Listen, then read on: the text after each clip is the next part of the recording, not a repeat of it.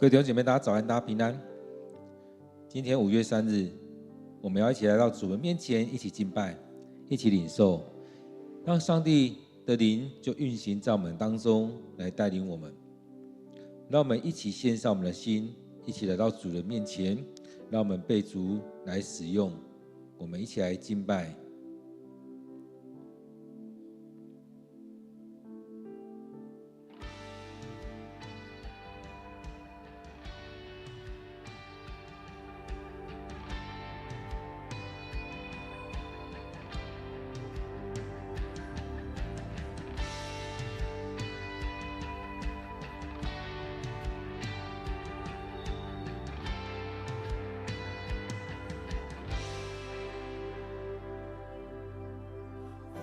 心何等渴望来尊崇你，主，我用全心来敬拜你，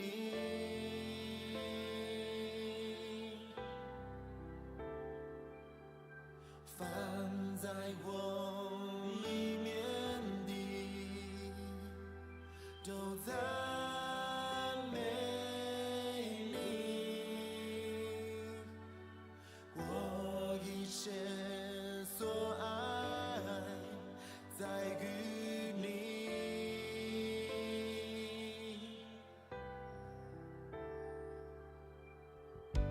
主，我献上我心，我献上我的灵，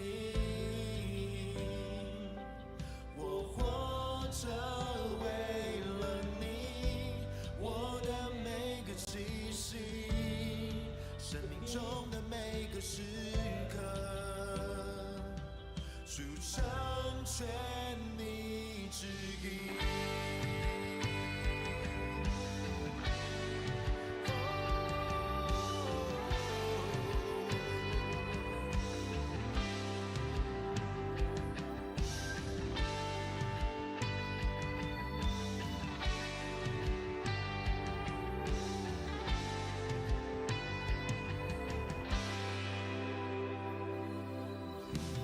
我心何等渴望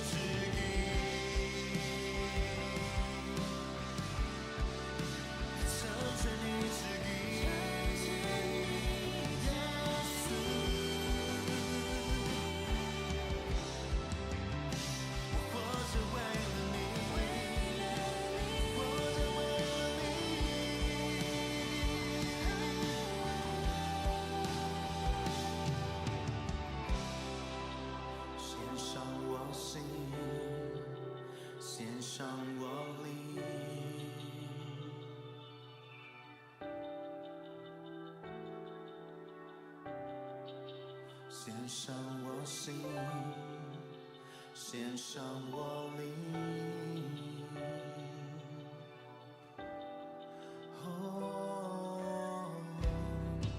我献上我心，献上我灵。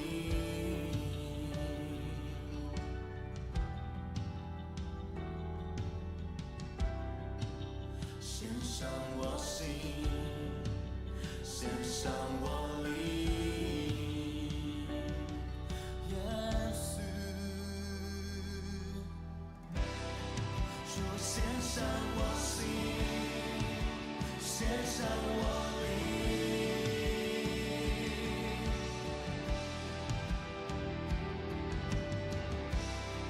说献上我心，献上我灵。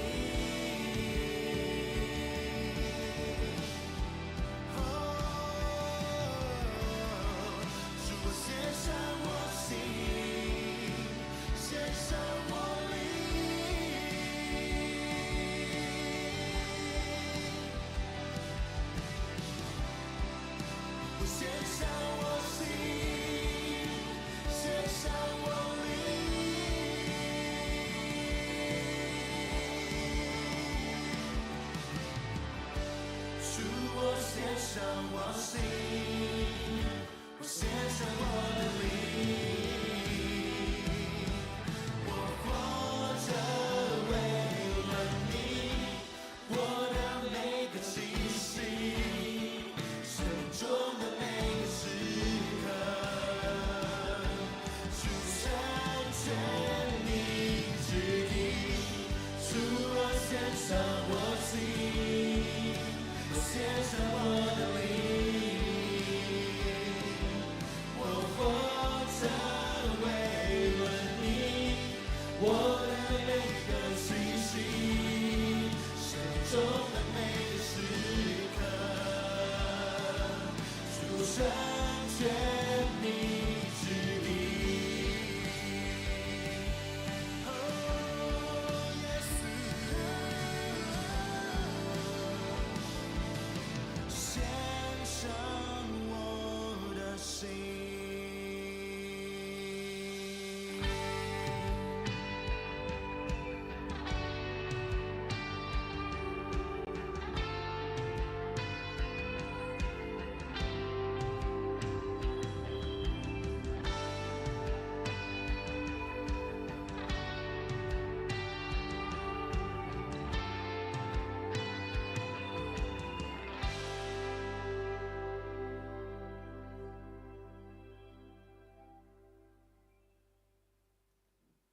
主，愿我献上我的心。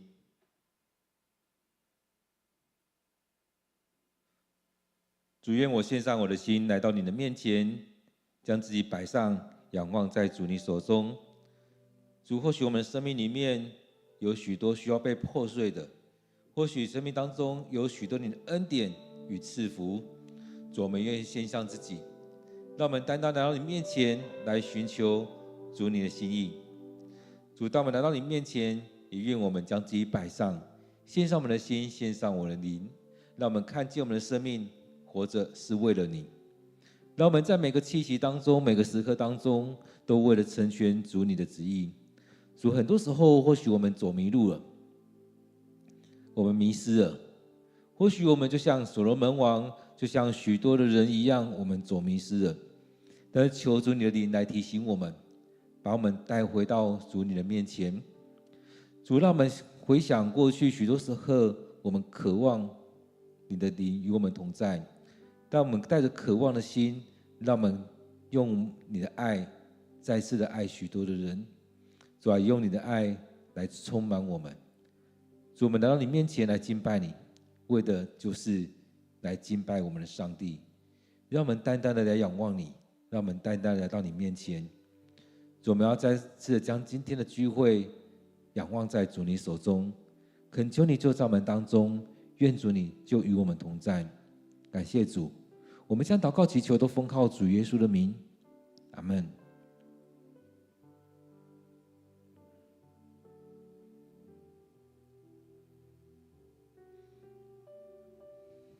各各位弟兄姐妹平安。今天5月3日，我们要一起来读的经文在列王纪上第12章第21节到第33节。列王纪上第12章第21节到第33节，我们一起来读今天的经文。罗波安一到耶路撒冷，就召集犹大和便雅悯支族最精锐的部队18万人，想要攻打以色列，恢复他对北部支族的控制。可是上帝告诉神的人示玛雅，吩咐他去对罗波安和所有犹大、便雅悯支族的人民说：不要去攻打你的兄弟以色列人，你们都回家去吧。这次所发生的事是出于我。他们就听从上主的命令，都回家去了。以色列王耶罗波安在以法莲山区的示剑城筑堡垒设防，在那里住了一段时间。后来他离开那城，又在比努伊勒筑堡垒。他对自己说：照目前的情形看，如果人民上耶路撒冷去，在那里的圣殿向上主献祭，他们会变心去效忠犹大王罗波安，并且会来杀我，使我的国能归大卫的后代。他前思后想，就铸造了2头金牛，然后对人民说：你们上耶路撒冷敬拜太辛苦了，以色列人民啊，这就是领你们出埃及的神明。耶罗波安把1头金牛立在伯特利，另1头立在但，这就成为人民犯罪的起因，因为他们到伯特利和但去祭拜。耶罗波安又在一些山头上建造祭拜的神殿，并从利未支族以外的家族选立祭司。耶罗波安又定8月15日为宗教节期，像在犹大的节期一样。他在伯特利祭坛上向他所铸造的金牛献祭，并且在伯特利设立祭司，要他们在他所建造的神殿侍奉。耶罗波安在自己所定的8月15日，就是他为以色列人民定的节期，往伯特利去，在祭坛上烧香。我们今天读的经文在列王纪上第12章第12节到第21节到第33节。让我们用一点时间来读今天的经文，来默想今天的经文，让上帝用他的话来对我们说，来提醒我们。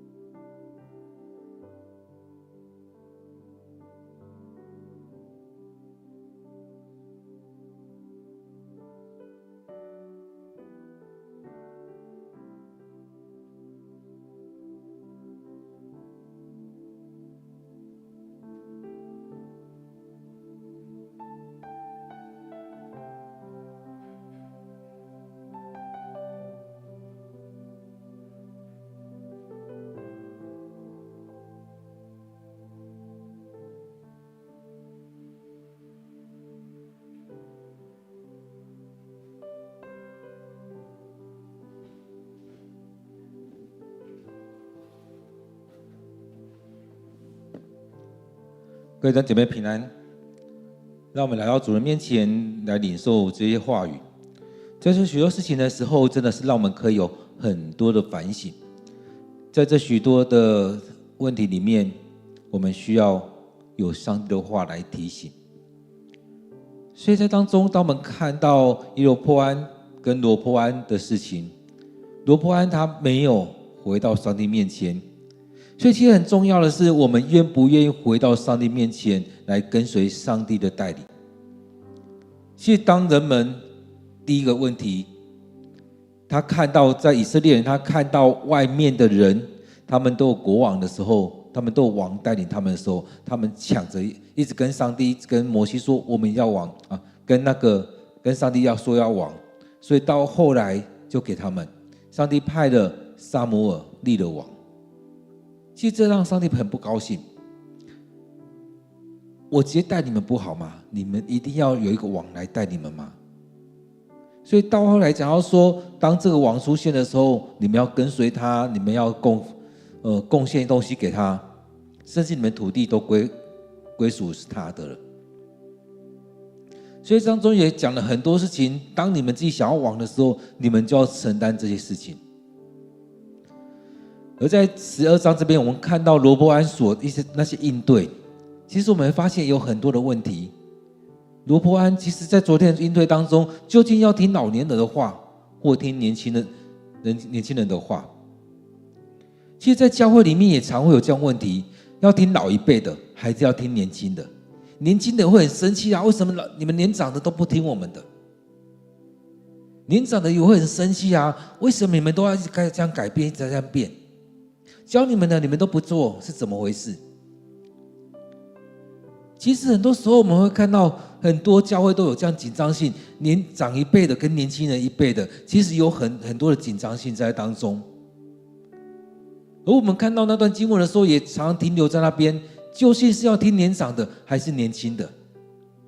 但是在昨天的经文里面，其实让我们回来看，其实重要不在于听年轻的还是年长的，更重要的是上帝怎么带领。所以昨天经文当中，让我们看到最后北国这10个支族，他们就翻脸了，就回去立耶罗波安做王。所以当中我们看到，当罗波安知道的时候，他看到他们反应，后来他就回去召集了犹大跟便雅悯支族最精锐的部队，18万人，非常多要去攻打以色列，恢复他对那边的控制。所以他前面的回答是高压性的，他后面的处理也是用高压性的，就要去打仗了，叫他们把他们攻下来，打下来。在当中所看到的是什么？是不是又是一个血气的决定？在当中又是一个血气的决定，我想要怎么做，我就要这样去集这所有人，就要去做了。其实当我们从撒母耳记一直读到列王记的时候，有没有发现，其实上帝要的不是这样子，上帝要的是我们去做的时候，是不是先来到上帝面前来祷告，来敬拜，来寻求上帝的心意？其实很多时候我们看到圣经里面所记载的，靠着血气的都会出问题。即使是摩西和亚伦，他们靠着血气去做一些事情，其实他们也得罪上帝，上帝不高兴，你们怎么这样做？所以这边我们看到罗波安就是这样子，你们本来是属于我的，你们这么偷懒，我增加你们重担有什么问题吗？我要让你们勤劳一点啊。其实我们看到很多公司也是如此，面对这许多事情的时候，大家就烦了，因为我们已经很累了，要给我们加这么多重担。所以在这里面我们看到这边讲到说，就召集了犹大跟便雅悯支族最精锐的部队，所以这时候已经又过了很久，不是出埃及那情况，在出埃及那时候去点数所有可以打仗的男人，一起走出去了60万，这种成年的男人60万男人，如果用这样讲的话，已经将近1/3了。但是这时候已经又过了400-500年了，所以他们聚集这么多人，想要去控制，想要去打。然后在当中，我们看到上帝告诉神的人是玛雅，也就是上帝所拣选的，也就是能够成为上帝的代言人，一个属上帝的人，一个敬拜上帝的人。其实很多地方都会用到神的人，没有直接写先知或怎么样，是用的是神的人。所以这当中也可以让我们看到是属上帝的人，在当中当我们在敬拜上帝的时候，会不会有上帝的话临到我们？当我们在读经的时候，会不会有上帝的话临到我们？当我们来到上帝面前敬拜的时候，会不会有上帝的话临到你？其实一个神的人重要的就是，其实他是常常亲近上帝，他常常来到上帝面前来敬拜他，他能够把上帝的话听进去。圣经里面记载非常多在讲到神的人，而这神的人其实也可以看到说，大部分神的人都是敬虔的人，因为他敬拜上帝，因为他的心是属上帝的，他愿意来到上帝面前来敬拜上帝。其实更重要的是这一个点，并不在于说他的职分是什么。其实这时候我们常常是看到职分，这边没有写职分，很多时候我们把先知看作是一种职分。其实对我来讲，我会觉得职分不重要。其实我们追求是那个光环，是那个头衔。头衔重要吗？很多人觉得很重要，但是我们更高看重的是实质性的。所以当我们在读经的时候，上帝在讲的是实质性的东西，所以他拣选这个示玛雅，他告诉这个神的人示玛雅，重要的是这个人他亲近上帝，他愿意被上帝使用，他真实来到上帝面前来服侍上帝。其实这段时间我们发现牧师所说的都很忠于圣经在讲，但是有些人这样听的时候他就很不舒服。上帝牧师你在讲我怎么样吗？确实我也在讲你啊。其实在我们生命当中，你没有实质性的敬拜上帝，你的职分不是实质上从上帝而来，只重视那职分的时候，那个光环那个头衔的时候会走偏了。在这当中我们看到圣经里面在讲这许多人就这样走偏了。所以圣经一直以来都在讲的实质性的东西。你有没有敬拜上帝？你有没有把上帝的话放进你的生命里面，听进去，把上帝的话听进去，然后实践出来。上帝要你怎么做，你就要这样做。其实追求光环的人，追求那些职分的人，那些头衔的，常常是听不进去，常常是不愿意去做。因为当你这样做，你就要付上代价。我们常常挑选的是我想要的，而不是上帝想要的。其实当我们在聚会的时候，也有些人在讲到说，被上帝使用的人常常那种很多时候死都不知道怎么死的。但是在我们生命当中，我们看到更重要的是上帝在当中，你在这世上怎么死的，更重要的是在天上你怎么去领受这些祝福的。所以你要讲这些的时候，那12个门徒跟耶稣他们死状都不是很好啊，被钉十字架，甚至倒钉十字架等等的。所以在讲的并不在于那一些东西，更重要的在于里面的东西，实质性的东西。有些人说我的实质性的东西是什么？是位置啊，是钱啊。所以在这里面我们看到很多地方在讲的是神的人，这边也在提到神的人，就是敬拜上帝的人，一个敬畏上帝的人，一个愿意被上帝使用的人。所以上帝要他去跟罗波安说，也跟所有犹大和便雅悯支族的人讲。所以他代表上帝去对这众人讲，去讲话。所以他所说的是怎么样？是上帝要他说的，不是他自己想的。其实很多时候我们自己照着自己想的都不合上帝的心意。即使撒母耳，上帝要撒母耳去拣选耶西家庭的一个人来当王。撒母耳看到大卫的那些哥哥们，他就很欣喜，他就觉得应该是他了。其实他心里面也觉得为什么不是他们，他也纳闷为什么不是他们。所以在这当中，我们看到我们人都有自己的想法在当中，我们可能照着自己的想法来做事情，但是更重要的是上帝的心意是什么？很多时候我们的想法都不合上帝的心意，撒母耳也是如此，但是他听上帝的声音，上帝说不是，他就降服，他就顺服。好，不是，那下一个啊，没有下一个了吗？还有吗？在眼前看的这些都不是。我想或许如果是我们的话，我们都会惊了一下，都会疑惑啊，不是他们，那我有收到错误的讯息吗？所以在那时候又问耶西，还有其他孩子吗？耶西才说还有一个。所以当中我们看到，这当中这个神的人他去的时候，是玛雅去讲的时候，他照着上帝要他讲的去说。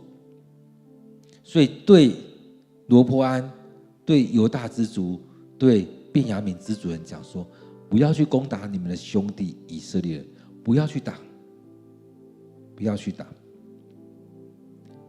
所以有没有很清楚看到，这不是上帝的心意，这是罗波安自己的血气，他那口气吞不下去。所以在这过程当中，有没有看到，在我们生命里面，我们会去经历一些事情吞不下去，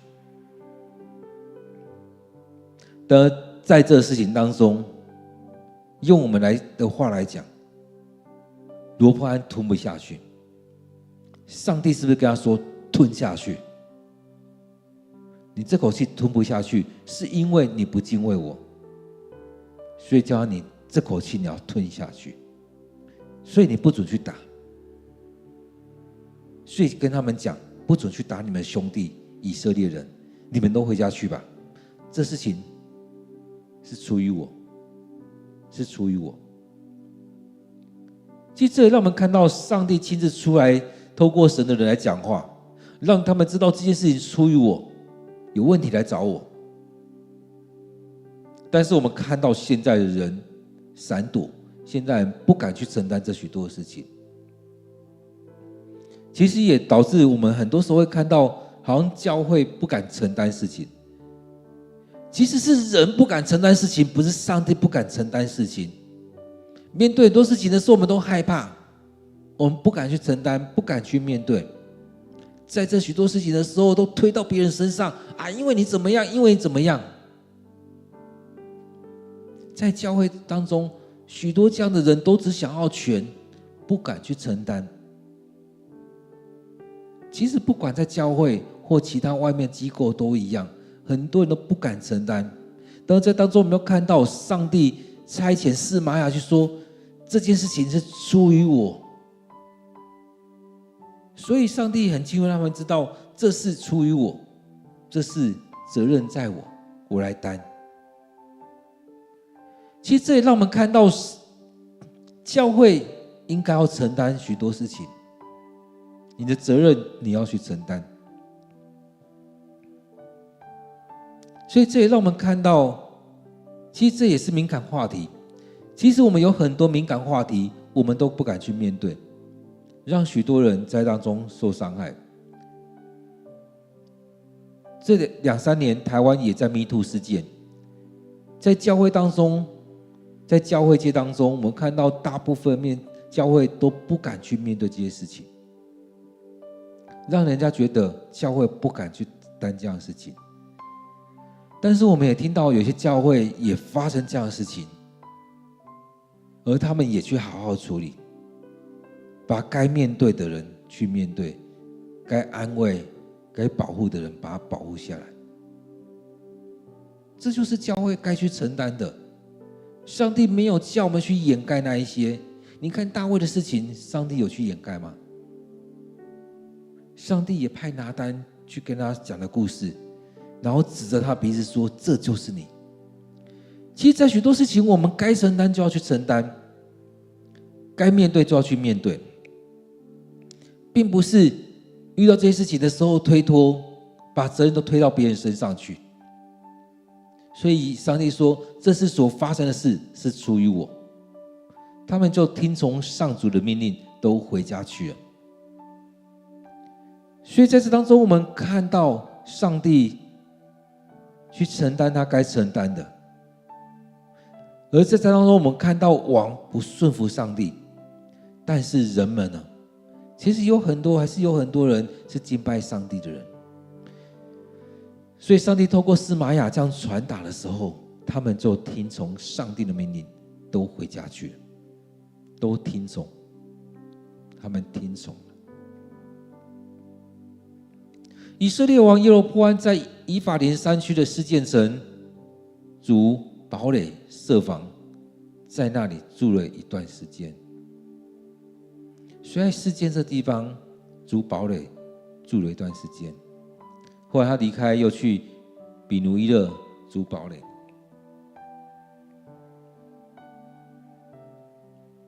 其实当我们在看耶罗波安的时候，慢慢看会发现他很没有安全感。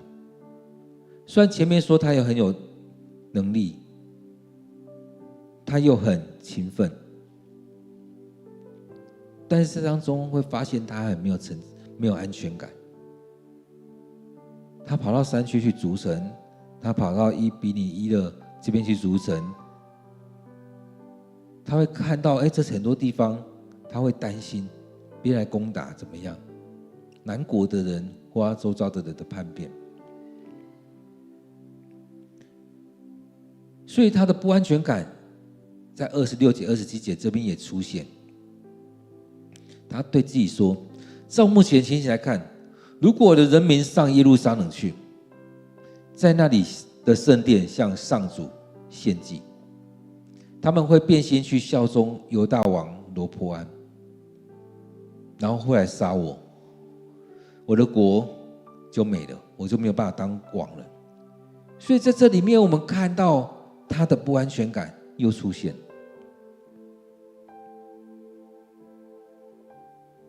其实他很怕他的王位就这样没了。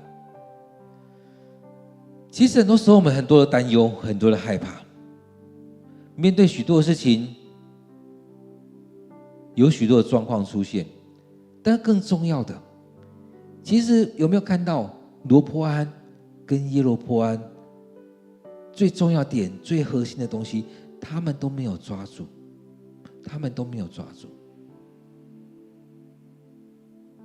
所以在这里面在讲的更重要的是遵守上帝的话语。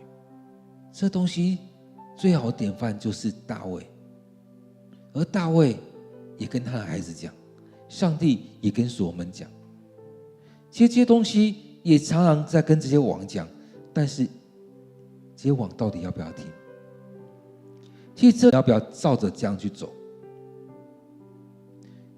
其实很多事情就是如此，你要不要？要不要？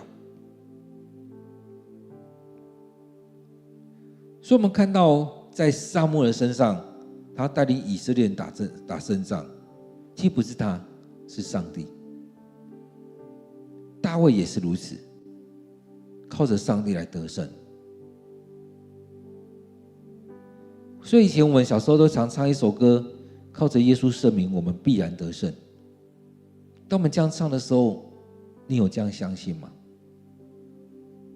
所以很重要的是依靠上帝，让上帝来带领。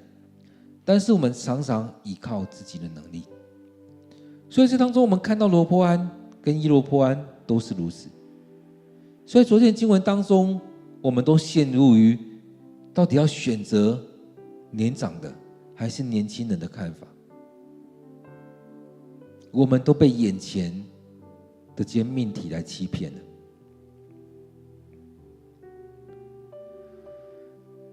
现在有些人都会说，有些命题是假命题。那真的命题是什么？真的命题在属灵，在灵界。真的命题在于你要不要顺服上帝，你要不要听上帝的话语，照着上帝的命令来遵循。耶罗波安也是一样，上帝拣选了他，让他成为北方这10个支族的王，让他成为那10个王。说真的，当他回来顺服在上帝面前，照着上帝的带领来做。上帝要他怎么做，他就怎么做。其实他不用没有安全感，在这许多事情当中，上帝会出手。在这许多征战当中，上帝会出手。在难过的时候，向上帝说话，向上帝祷告，交托在上帝的手中。但他不是如此，我们看到他的生命带出了许多不安全感，所以他对自己说，如果人民继续上耶路撒冷的话，他会被拉走，他会效忠那边的，他会被那边所说的话来带走。确实是如此吗？确实是如此吗？他担忧的是他的位置，他担忧的是他的权，他却不担忧他的生命，他却不担忧这当中上帝怎么带领。各位弟兄姐妹，当你在当中有没有去思考到你的生命该怎么走？其实我们忙碌在许多眼前的许多事情，一直在处理这个处理那个，要处理很久。但是我们回来看，你的生命到底有没有回到上帝面前？你愿不愿意先悔改？你愿不愿意先悔改？所以他非常的担忧，但是也让他想到几百年前以色列人出埃及的时候。所以当中看到以色列人出埃及的时候，他们跟亚伦去要求，亚伦后来就为他们铸造的2头金牛。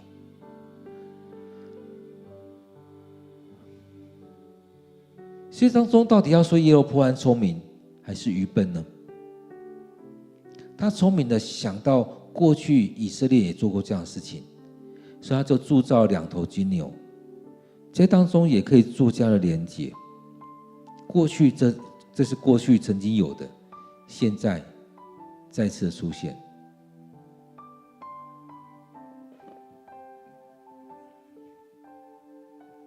而这些也很像是以前亚伦的时候，所以他铸造2头金牛，就跟他们说：你们上耶路撒冷敬拜太辛苦了，以色列人啊，这就是领你们出埃及的生命。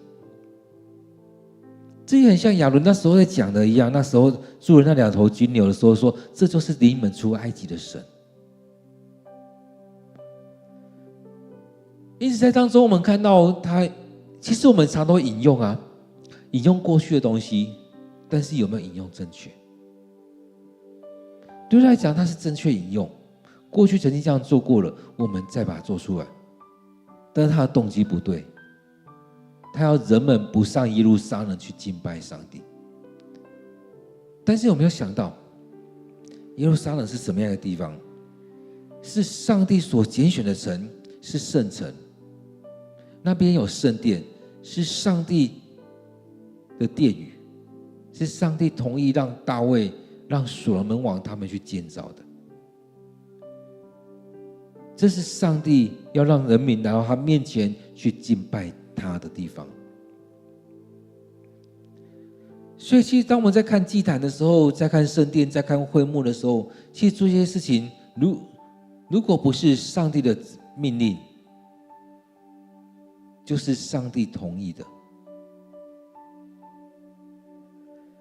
所以不是随便这样铸造的金牛，不是随便选了个地方，不是随便做了一个祭坛就可以。所罗门他就自己建了一些祭坛，而这些祭坛是让他的后宫们，这些后宫的人可以去那边去拜他们的神。所以耶罗波安在当中开始从自己的私心，从自己的不安全感出了很多问题。所以他宣告完之后，把1头金牛放在伯特利，把1头金牛放在但，让这人民都可以去到这些地方去拜。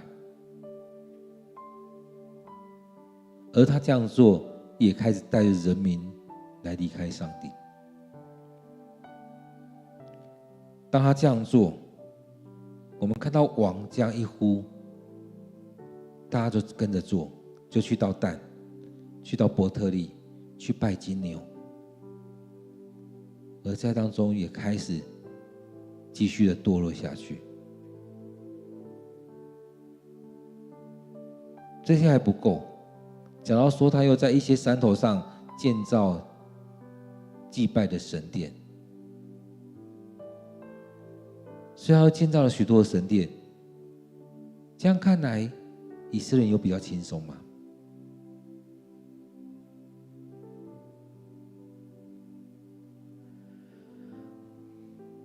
当然，这些神殿用我们台湾话来讲，也就需要庙公，就需要一些当机跟得逃，需要一些服侍的人。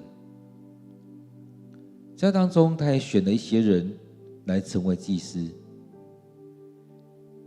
所以他在当中，他所做出的这些是要敬拜耶和华上帝，还只是一个幌子，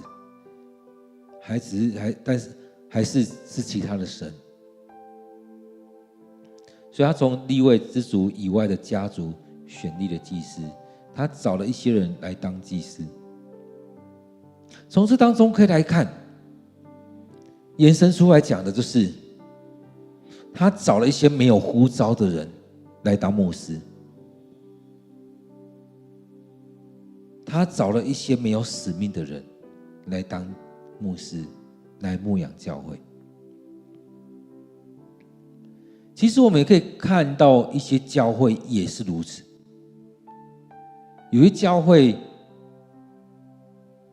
他们没有牧师，或者说他们自立为牧师来牧养教会。在当中我们看到很多异端就是这样出来的，不管是韩国或中国的异端，甚至在台湾的异端。其实有很多，我们现在可以这样讲，很多的人他觉得他需要这个身份，但他有呼召成为牧师吗？没有。在他的工作职场当中，他是某一些工作职场的，他觉得需要这个位置，需要这个身份，需要这一套衣服，他可以更顺遂。但是上帝呼召他成为牧师吗？没有。他自己要当牧师，他后来找了一些人来帮他按牧，找了一些方式。其实有些神学院，他的要求就是你修完这个学位就可以安立你当传道，你修完这个学位就可以直接安立你当牧师。他也可以说他神学院出来，他这样走过去，但他没有这个生命，他没有那种基督徒的生命，他也没有成为牧者的使命跟呼召。这边在讲的也就是如此。他找的这些人不是上帝所拣选的，是王自己把他推上去。其实在一些集权国家里面，或许我们隔壁的中国可能也有这样问题，在他们找了一些人来当神父，找了一些人来当牧师，找了一些人来做这些神职人员的位置，但他们不是上帝所拣选的。他们一样可以讲道啊，一样可以做这许多事情，但更重要的是，他们效忠的是谁？是他们的国家，是他们的领导者，而不是上帝。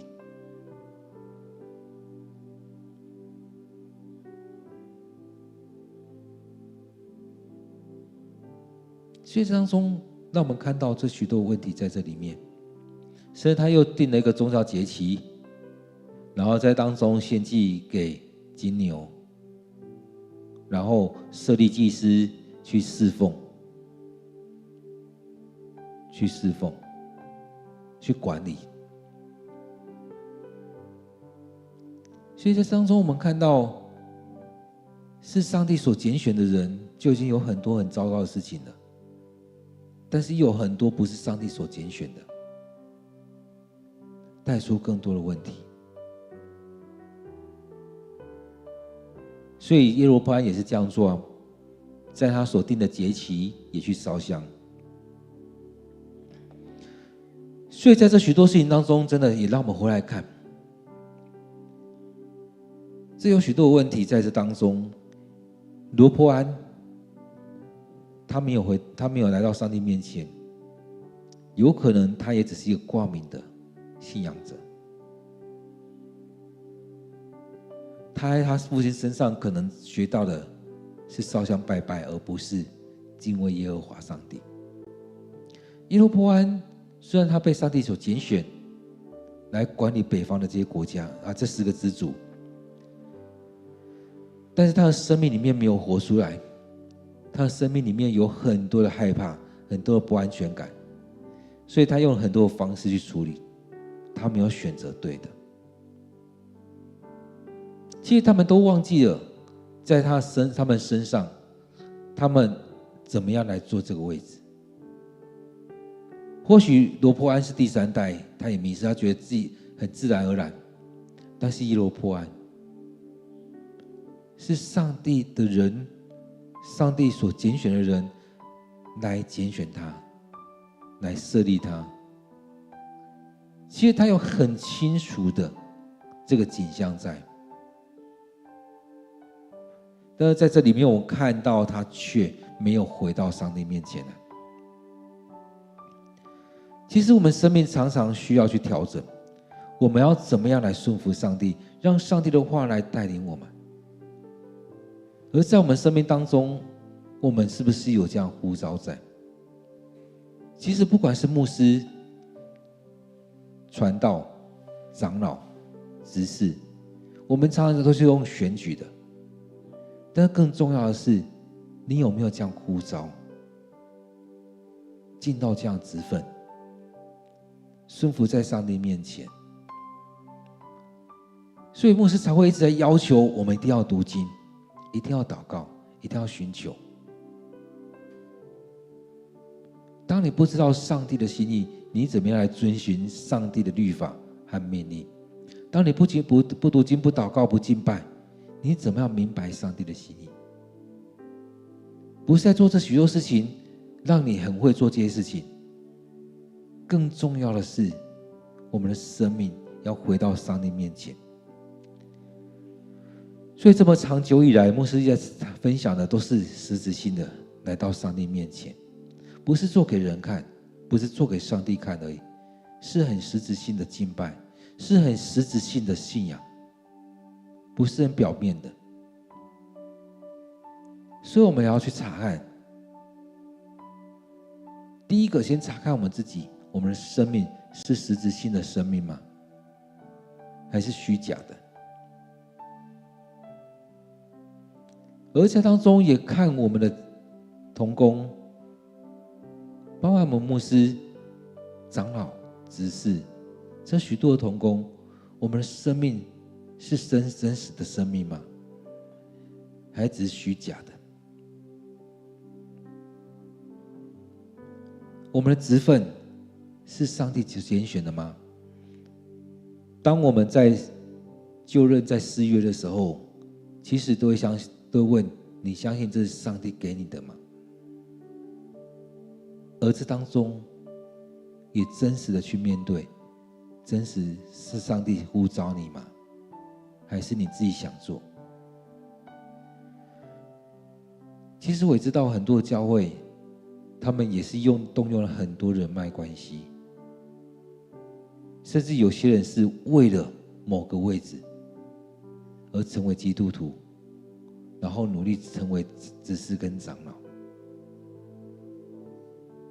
为了某个位置，为了教会机构的某个位置，而这都是一个很大的问题。我相信上帝会处理，但是在上帝出手处理之前，我们看到这也扰乱了教会的这许多机构，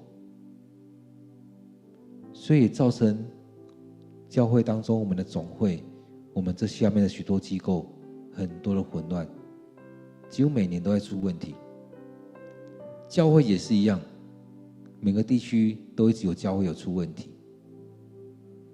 这就是一直用人的方式，不管是像罗波安这样子，在血气当中要去争斗，要去打仗，或像耶罗波安这样子，一直陷入在那状况当中，一直害怕，没有安全感，